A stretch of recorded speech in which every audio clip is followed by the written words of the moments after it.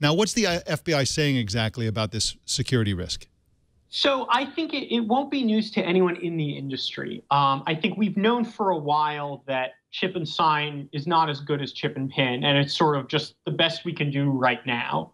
But I think there's a difference between, security people saying this and sort of the industry saying it, and the FBI kind of blasting this warning to merchants that, given the choice, you really need to switch to chip and pin because it's just a lot more secure than relying on signatures.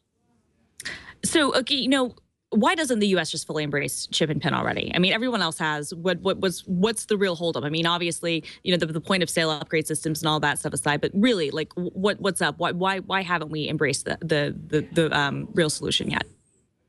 Yeah, I mean, I think retailers are just really slow. My colleague Micah Singleton wrote about this a little bit, and I think one of the shocking things to me was the reason we're talking about this is on October 1st, there was this deadline to implement chip and sign at least, and ideally chip and pin also. The deadline means after this point, there's no, the liability is entirely on the people that haven't upgraded. So if you want any protection at all, you need to have upgraded by now.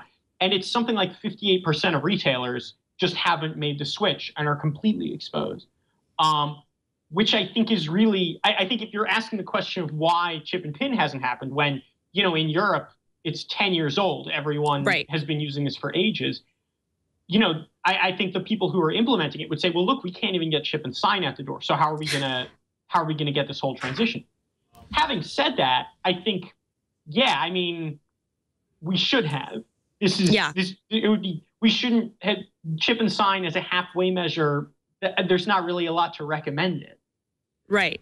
No, exactly. I mean, I think when even the FBI is coming out and saying, hey, this isn't really that secure, it's a sign that says, actually, maybe we just go straight into implementing the most secure system. We've sat on our hands long enough. This has been a standard in the rest of the world for a long time. And retailers, if you want to do business and you don't want to be held legally responsible for things that are going to happen, if you get hacked, then you need to adopt this system. And if you don't, then that's on you when customer information is stolen. Yeah, absolutely. Well, and I mean, I think it's easy to forget, covering the security beat within the U.S.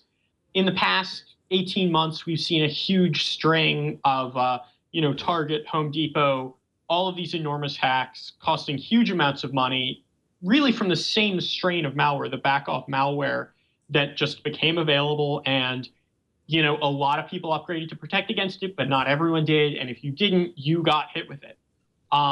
And now there are all these expensive legal cases of how much of this is going to be on the retailer, how much of it is going to be on Visa. This isn't happening in Europe. Germany does not have to worry about attacks like this on point of sale terminals because it's just not lucrative. Because, when you get the credit card number, it still generally is requiring a PIN. The payoff from compromising this data just isn't as strong because they have made these infrastructural changes and, made it 10 years ago.